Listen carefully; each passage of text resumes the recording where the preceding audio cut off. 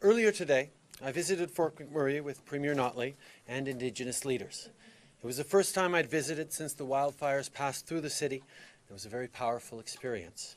Together, we had a chance to see both the incredible destruction that was the result of the fire and many of the homes and businesses that are still standing, thanks to the efforts, incredible efforts, of first responders. As of right now, we don't know how long that will take. We don't know exactly what kinds of resources will be needed, though we now have a much better sense of the scope of the devastation.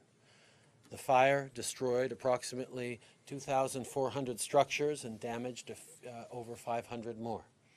The important work of figuring out when and where and how we can start to rebuild has only just begun. This fire was it was the efforts of the firefighters that prevented us from losing 85% of the municipality. The fact is, people understand there was a massive wildfire around Fort McMurray, and when they see that it turns out less houses were burnt and less damage was done than before, they might have said, oh, it was just the images of the fire that seemed like much.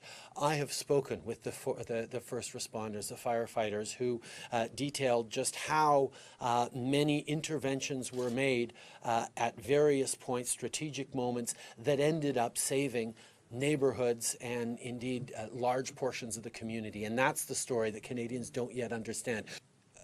When I first got a chance to fly over the community, the first thing you notice is the smoke, is the haze, is the smell in the air, that even from the airport, which was untouched, you can tell the scale and the scope of what just happened.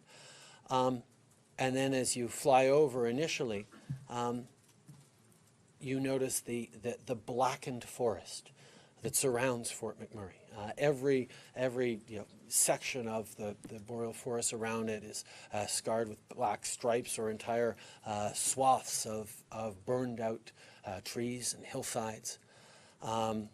Great leaps that the fire must have made across the river that lead you to imagine what it must have looked like as it was burning at its peak. And the idea that there were firefighters rushing towards that blaze as the entire world must have seemed on fire is amazing.